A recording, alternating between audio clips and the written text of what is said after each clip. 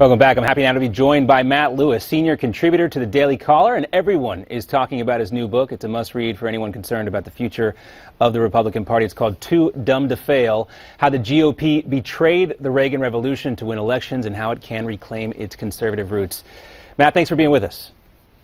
Thank you for having me. My pleasure. Let's start with tonight. Donald Trump and his decision to skip the debate over his beef with Fox News and Megyn Kelly. A lot of people who watch this show think Trump is making the right decision, but how does this play into what you write about in the book? Well, it's really two different things. I think that Donald Trump represents a brand of populist conservatism that I think has dumbed down conservatism. And I think that the sort of clown car aspect of this stunt definitely plays into the trend of kind of the dumbing down of politics and of political discourse. But I have to say, strategically speaking, it's probably pretty smart. And until Donald Trump proves me wrong, my default assumption now is that when he pulls stunts like this, they will probably work for him. So I suspect that Trump will end up, winning this latest round in the primaries. Yeah, I think strategically you're right. A smart decision, but it's only allowable based on what we're seeing in the party. Now, you mentioned the dumbing down of what's happening right now. The National Review published that whole issue called Against Trump. His supporters quickly dismissed it, but those essays were written by some conservative heavyweights. Does the fact that it was so quickly dismissed help prove that the conservative movement has lost its intellectual bearings, as you write in the book? I think so. Look, I think that, conservatism is a proud intellectual philosophy that goes back, some say back to Aristotle, but certainly back to Edmund Burke and, of course, to William F. Buckley, the founder of National Review. And we've had great presidents like Ronald Reagan, who I think exemplified and represented true conservatism and governed as a conservative and had a time of peace and prosperity. Ronald Reagan could tap into the populist sentiment out there, but he was a real conservative. The problem with Donald Trump is he's not a real conservative. But what he is doing is he is tapping into this anger and frustration out there. But what he's selling is more of a nationalism, a nationalistic, populist thing, and it seems to be working, but it's not conservatism. It's selling, that's for sure. Now, some folks like to call them the lamestream media, the mainstream media, drive-by media, whatever. Conservative these days, especially some of these presidential candidates, love to blame the messenger. Trump's the most glaring example this week, but they've all done it. What do you think about this self-victimization we see so much?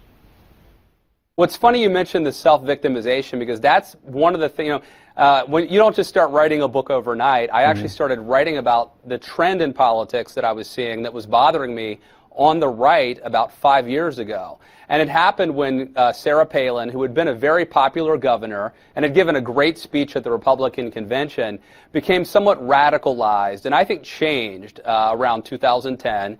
And then I started seeing candidates like Christine O'Donnell and Sharon Angle. And they started espousing these messages that didn't seem conservative to me. It was about identity politics. It's the elites versus us. And it was about victimhood. It was a lot of the politics of victimization that O'Donnell and Angle and I think Sarah Palin were playing into. That's not conservative. Those were unconservative instincts. And I think what we're seeing today with Trump is simply the continuation of this unfortunate trend in modern conservative history. All right, we got about 2 minutes left. I want to look ahead because that's part of the book, too, looking ahead. I want to play a soundbite from South Carolina Congressman Mick Mulvaney. This was on a recent special of Frontline about the immigration battle. Let's take a listen.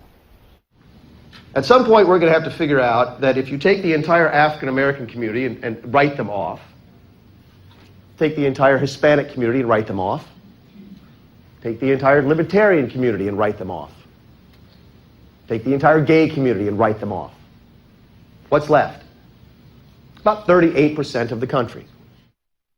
Yeah, so that's Mick Mulvaney there. And why don't you think, considering how much money the Republican Party spent addressing this issue after the crushing defeat of 2012, why are more Republicans not talking about this in 2016?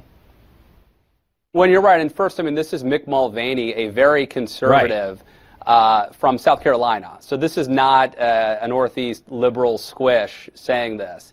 The truth is, if you look at the long-term demographics, America's becoming you know, more diverse ethnically, more educated in terms of college graduation, more urban. All of the trends mean that conservatives, and I think, by the way, conservatism can win in the free market of ideas. Conservatives should be selling our ideas to a wider audience. The problem is that all of a sudden there is this market niche that is driving great demand. There are a lot of working class white Americans out there right now who are very angry and frustrated because the American dream that they hope for, where you could graduate from high school and get a job paying $15 at a factory, those days are gone. Yeah. And whether you want to blame automation or immigration or well, that's what Trump globalization. is tapping into, Matt. Unfortunately, we're out of time. We'll have to have you back. Yep. I love talking about this. Love the book. It's called Too Dumb to Fail. You can get it now on Amazon. Matt Lewis, hate to wrap it up, but thanks for being with us.